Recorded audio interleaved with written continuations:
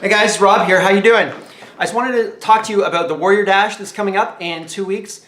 There's a couple things I can give you a couple tips on to help you and make sure that you have a successful race. Okay, so a couple things. First thing is if you've been running on treadmill or pavement, I need you to get off the pavement and start getting into trails. Off-road, they'll be in the race, there'll be branched roots, there'll be loose dirt, there'll be rocks going everywhere, there'll be, you'll either be running on an incline or a decline constantly, you're never running flat, there'll be gravel and all kinds of loose rocks, there'll be people all around you, there'll be branches everywhere, so you need to get used to running on off-road, on unpredictable trails where you have to plant your footsteps and kind of predict your path before you actually make the path.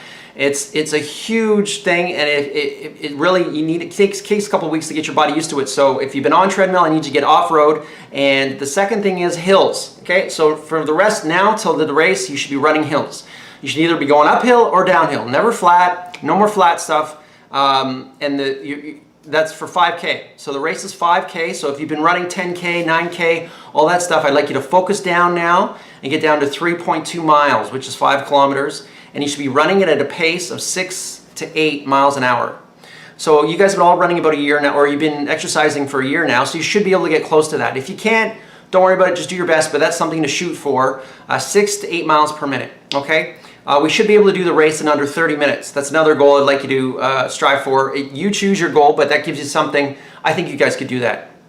I'll put a link at the bottom in the description showing the different results. You can just go and take a look at last year's results and see your age group and your gender and how they did and how they performed. But I think you guys could probably do around 30 minutes.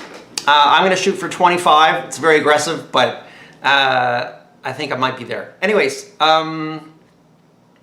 actually, you guys, there's a lot of you that might beat me this year, so I should be careful what I say about that. Also,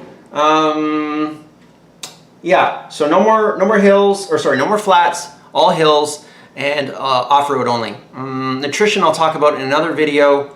Tight clothing, so the day of the race, it should be very tight. There's a lot of, with all the water and the mud and everything, it'll weigh you down and it'll pull on you and it'll catch on everything. So another thing I'd like you to work on is your, a lot of the obstacles are there's cargo nets, which are very wobbly and unpredictable, so you'll be moving all over the place. So get used to being on unstable surfaces. So a Swiss ball is a great idea. So you should be bouncing on a Swiss ball daily, now till up to the race, at least for a few minutes every day, like on your hands, and try to do a bird dog on the Swiss ball, or just balance on your knees, or just sit at your computer or whatever. Whenever you can get on the Swiss ball, do it. Balancing on one leg is also good as well. There'll be 13 obstacles in this race. So every 20 minutes, roughly, an obstacle comes up and usually involves upper body strength. You guys have already been working on your upper body strength, so you should be okay.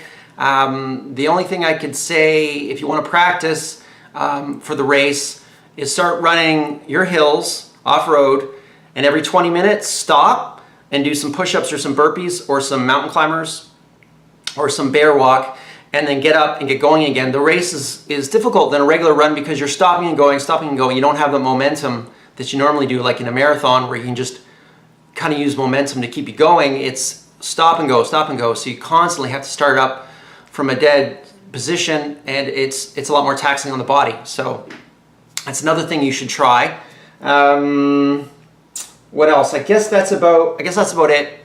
I will finish there. So guys, I rented a van, or I'm going to try to rent a van, and we can all go up, but we'll talk about it later. And I got t-shirts as well. So I'll leave you at that, and happy training, and I will see you soon. Okay, bye.